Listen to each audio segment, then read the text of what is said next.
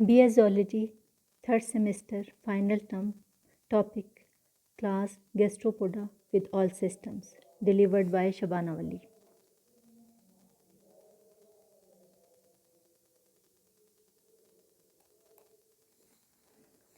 Locomotion. Nearly all gastropods have a flattened foot that is often ciliated and covered with gland cells and used to creep across the substrates. Smallest gastropods use cilia to propel themselves over a mucus trail. Larger gastropods use waves of muscular contraction that move over the foot. Feeding and digestion. Most gastropods feed by scraping algae or other small attached organisms from their substrate. Others are herbivorous that feed on larger plants, scavengers, parasites, or predators. Anterior portion of the digestive tract may be modified into an extensible proboscis which contains the radula. The digestive tract of gastropods, like that of most mollusks, is ciliated. Food is trapped in mucus rings and incorporated into a mucoid mass called the protostyle, which extends to the stomach and is rotated by cilia. A digestive gland in the visceral mass releases enzymes and acid into the stomach, and food trapped on the protostyle is fed and digested. Waste from the fecal pellets in the intestine.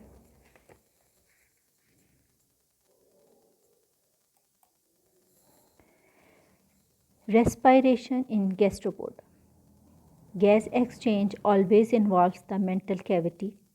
Primitive gastropods had two gills. Modern gastropods have lost one gill because of coiling.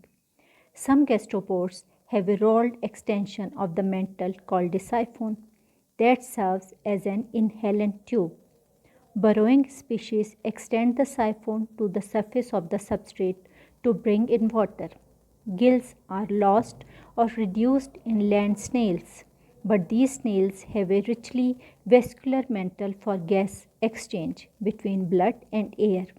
Mantle contraction helps circulate air and water through the mantle cavity.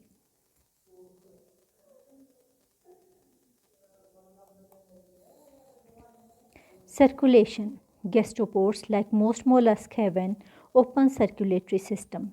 During part of its circuit around the body, blood leaves the vessels and directly bathes cells in tissue spaces called the sinuses. Molluscs typically have a heart consisting of a single muscular ventricle and two auricles. Most gastropods have lost one member of the pair of auricles because of coiling. In addition to transporting nutrients, waste, and gases, the blood of mollusks acts as a hydrolytic skeleton. A hydrolytic skeleton consists of blood confined to tissue spaces for support. A mollusk uses its hydraulic skeleton to extend body structures by contracting muscles distant from the extending structure. For example, snails have sensory tentacles on their heads, and if a tentacle is touched, retractor muscles can rapidly withdraw it. However, no antagonistic muscles exist to extend the tentacle. The snail slowly extends the tentacle by contracting distant muscles to squeeze blood into the tentacle from adjacent blood sinuses.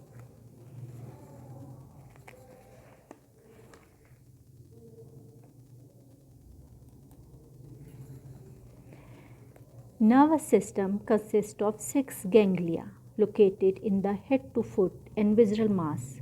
The primitive gastropods torsion twists the nerves that link these ganglia. The evolution of the gastropods nervous system has resulted in the untwisting of nerves and contraction of and the concentration of nervous tissues into fewer larger ganglia, especially in the head. Gastropods have well developed sensory structures. Eyes may be at the base or at the end of the tentacles. They may be simple pits of photoreceptor cells or consist of a lens and cornea. Statocysts are in the foot.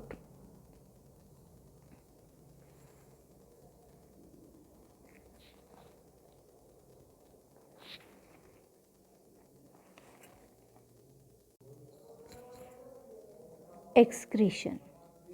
Primitive gastropods possess two nephridia. In modern species, the right nephridium has disappeared, probably because of shell coiling. The nephridium consists of a sac with highly folded walls and connects to the reduced coelom. The pericardial cavity excretory waste are derived largely from the fluids filtered and secreted into the coelom from the blood. The nephridium modifies this waste by selectively reabsorbing certain ions and organic molecules.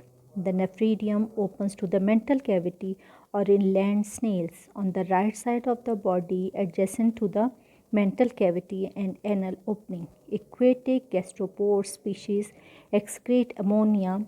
Terrestrial snails must convert ammonia to a less toxic from uric acid because uric acid is relatively insoluble in water and less toxic. It can be excreted in a semi-solid form which helps conserve water.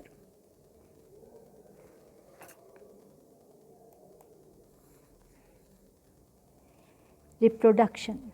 Many marine snails are dioecious. Gonads lie in spiral of the visceral mass. Ducts discharge gametes into the sea for external fertilization. Many other snails are monoecious and internal cross-fertilization is the rule. Copulation may result in mutual sperm transfer or one snail may act as the male and the other as the female. Penis has evolved from a fold of the body wall and portion of the female reproductive tract have become glandular and secrete mucus, a protective jelly or a capsule around the fertilized egg. Some monoecious snails are protandric in that testes develop first and after they degenerate ovaries mature. Eggs are shed singly or in masses for external fertilization. Internally fertilized eggs are deposited in gelatinous masses. The large yolky eggs of terrestrial snails are deposited in moist environments such as forest floor, leaf litter, and a calcareous shell encapsulated them. In marine gastropods, spiral cleavage results in a free-swimming trochophore larva that develops into another free-swimming larva with foot, eyes, tentacles, and shell called a veliger larva. Sometimes the trochophore is suppressed and the veliger is the primary larva. Torsion occurs during the veliger stage followed by the settling and metamorphosis to the adult. Thank you.